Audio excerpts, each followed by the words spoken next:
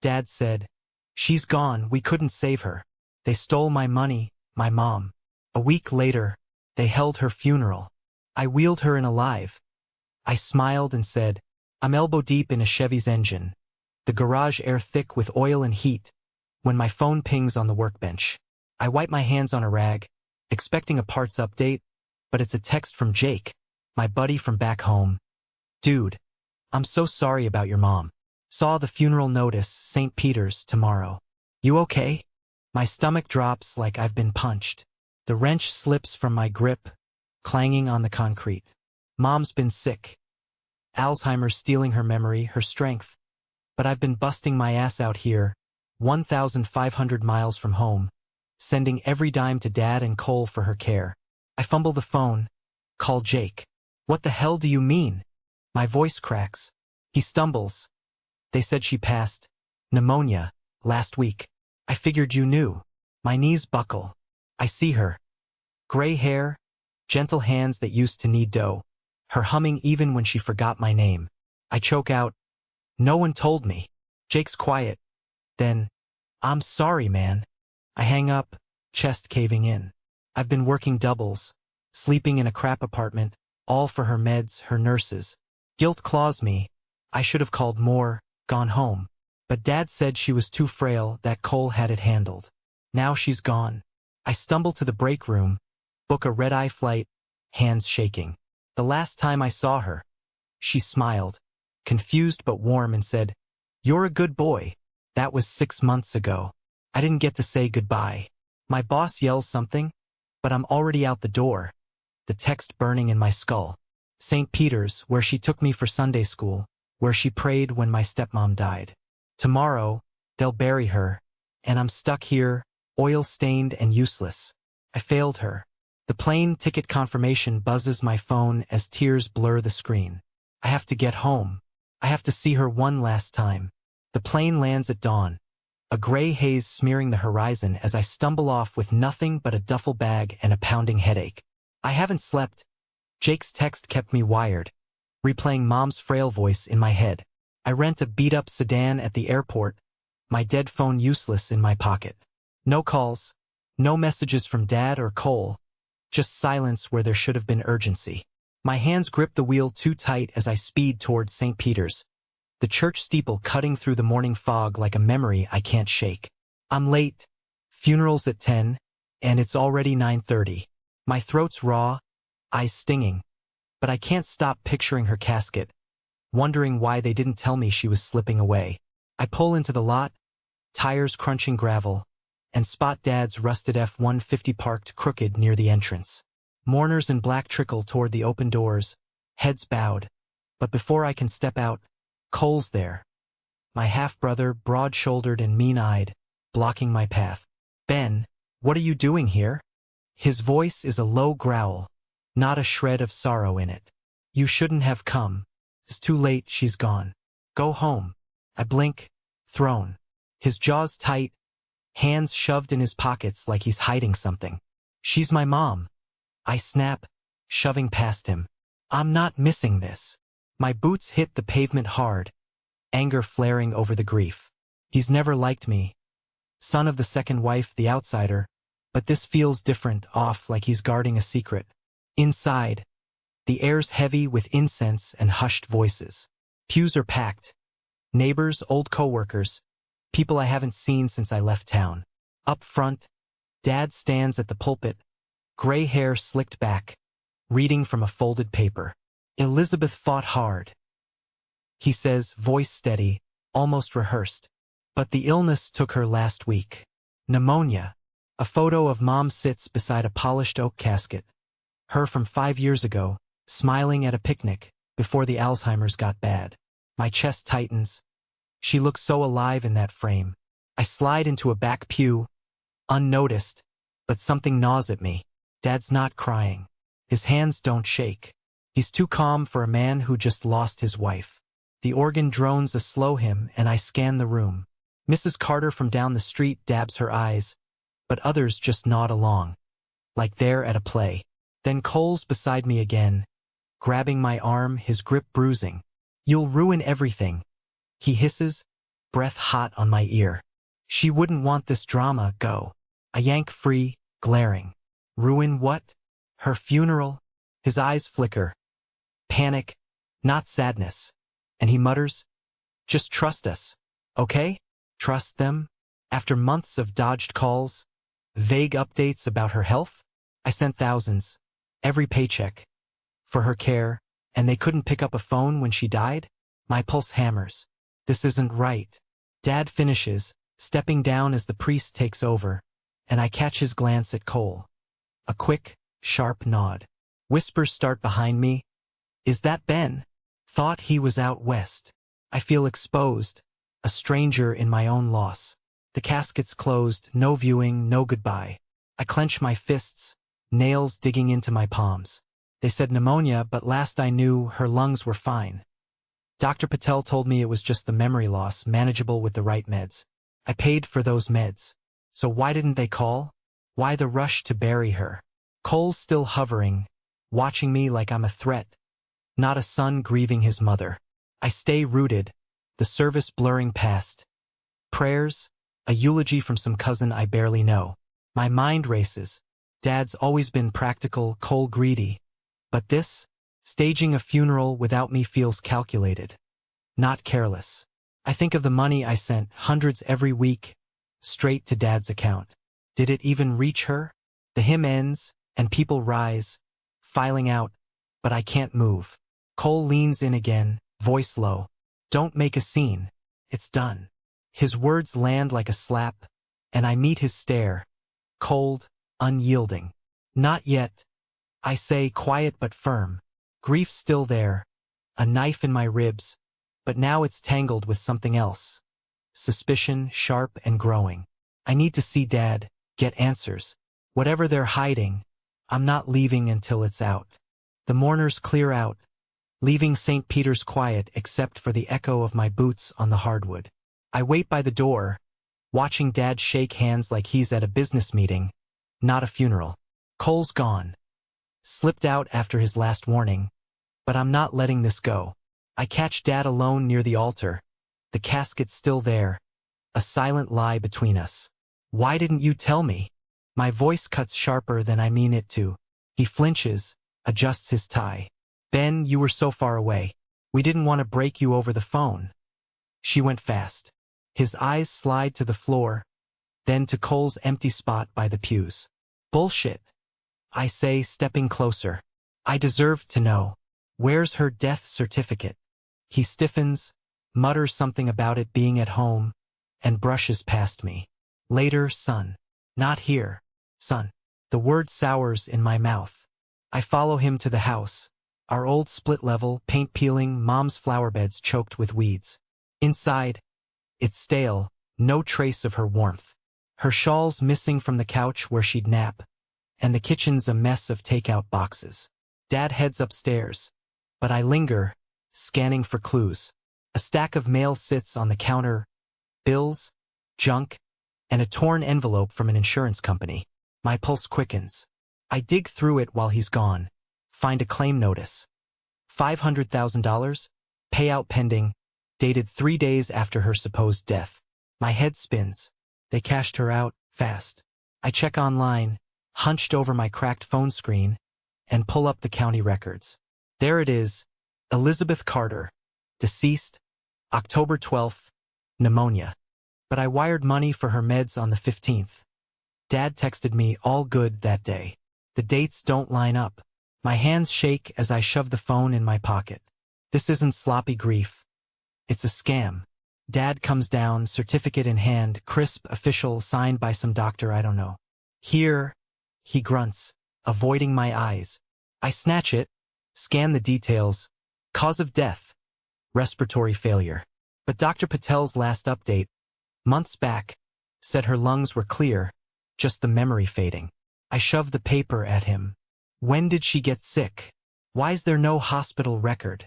He shrugs, too casual. It happened quick. Home care couldn't keep up. His voice is flat, rehearsed, like he's reading a script. I think of the insurance money, the rush to bury her, and my stomach twists. Where's her stuff? I demand.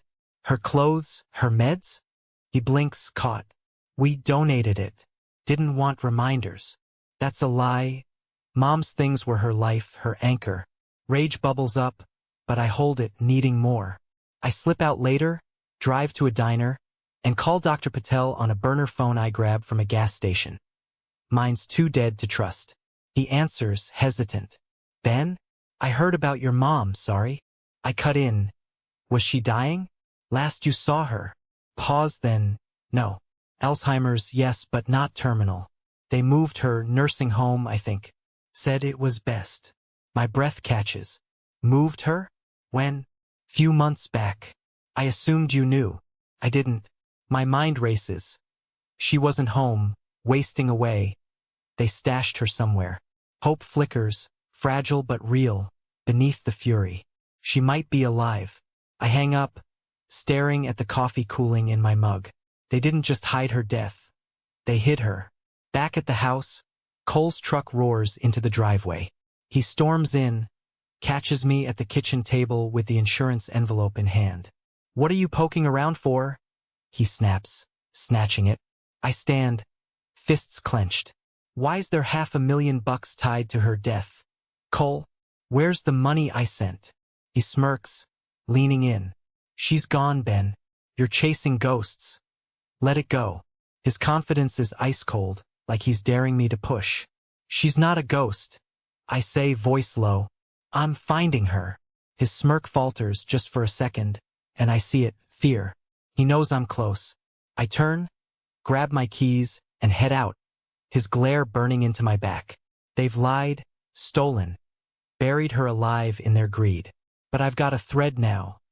Dr. Patel's words that pay out, and I'm pulling until it unravels. She's out there, and I'll bring her home. I wake up on the diner's vinyl bench, neck stiff, coffee cold beside me. Dr. Patel's words loop in my head. She's alive, stashed somewhere. I need proof, something solid to find her. I drive to First National Bank, Mom's old branch, before Dad or Cole can guess my next move. The clerk, a nervous kid with acne scars, pulls her account after I flash my ID and spin a story about settling her estate.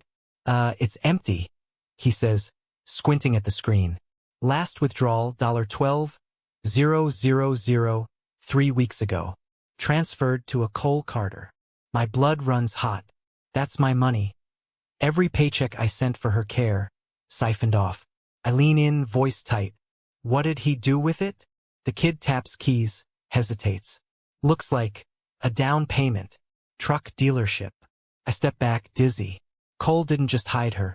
He stole from her, from me, and bought himself a shiny new ride while I worked myself raw. The betrayal cuts deeper than the lies. I head to the house, adrenaline buzzing, and slip in while Dad's at the hardware store. Cole's truck, glossy black, chrome rims, sits in the drive, mocking me. Inside, I rummage through the trash, desperate for a lead. Under a pizza box, I find a shredded letter, edges charred like they tried to burn it. I piece it together on the floor.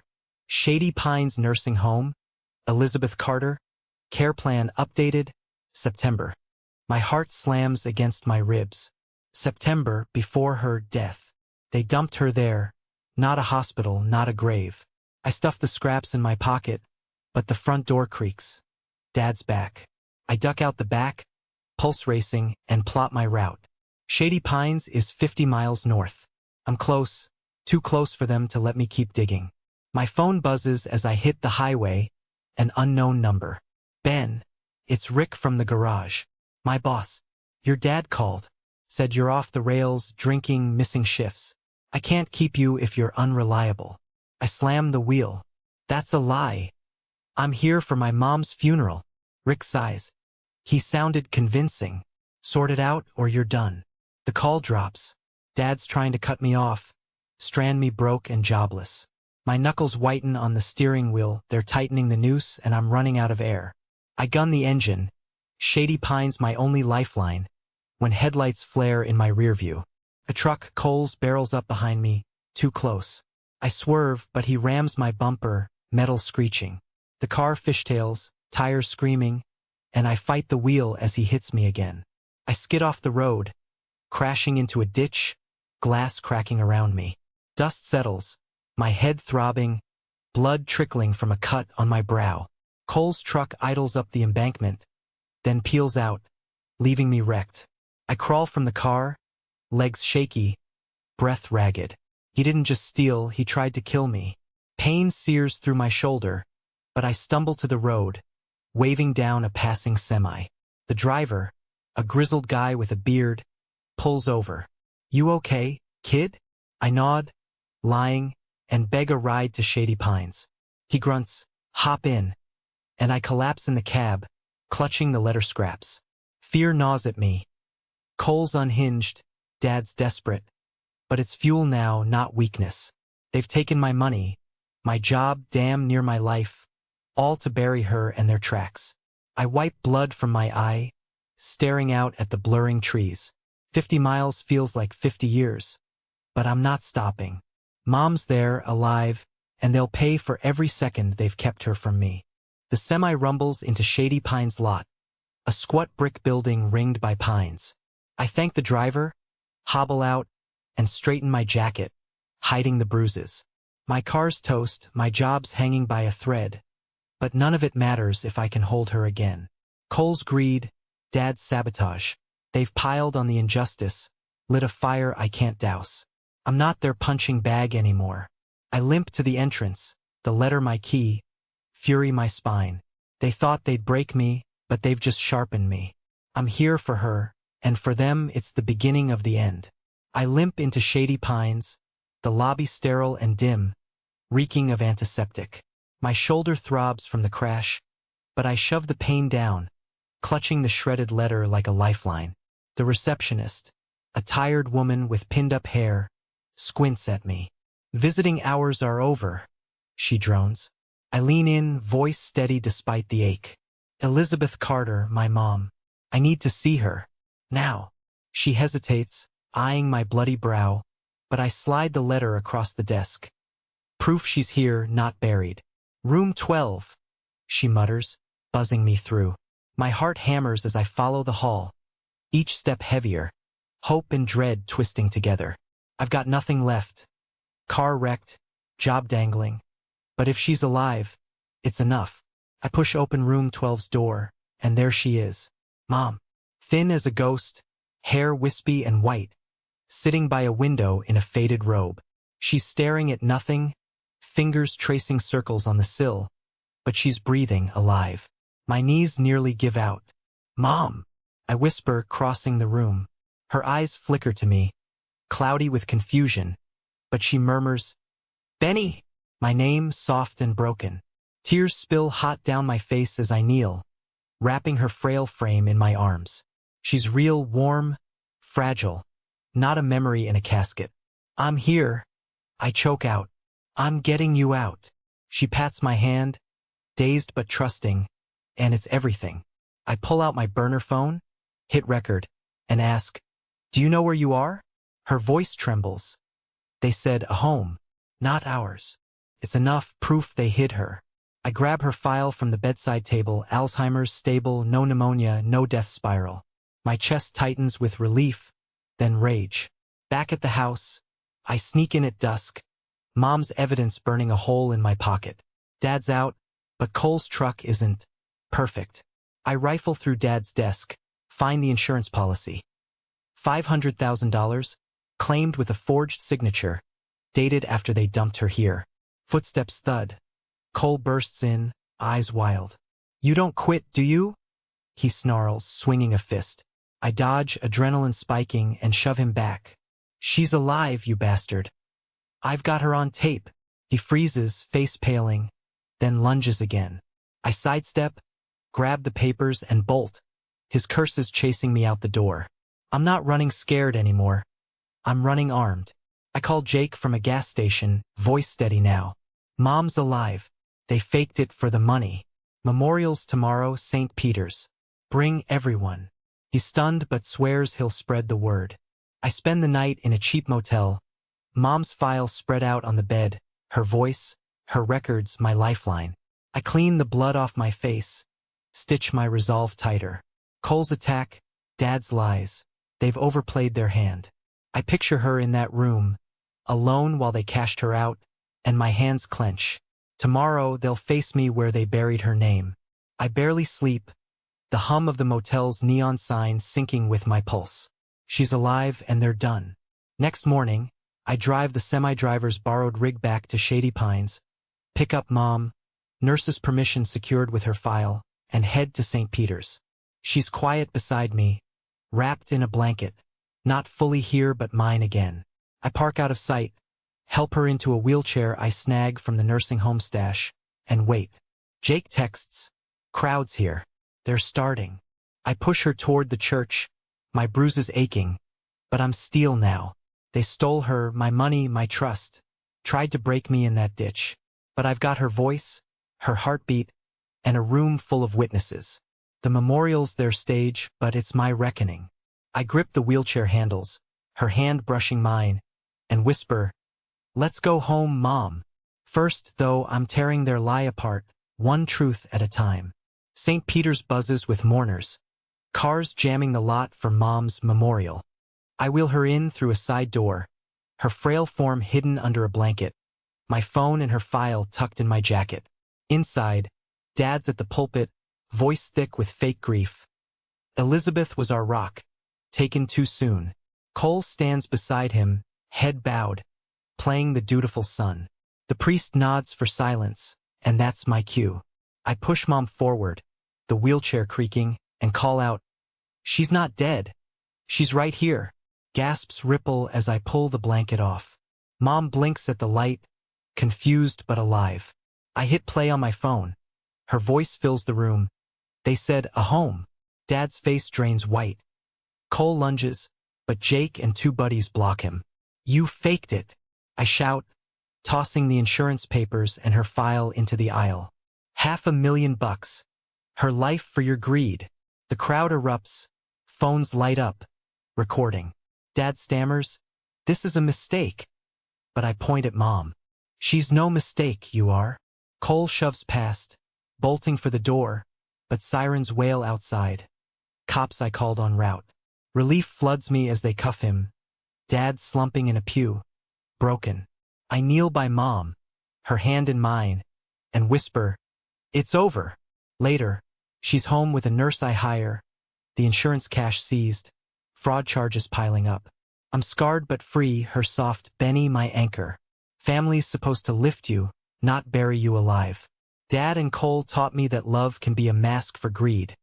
Trust's not a birthright, it's proven in deeds.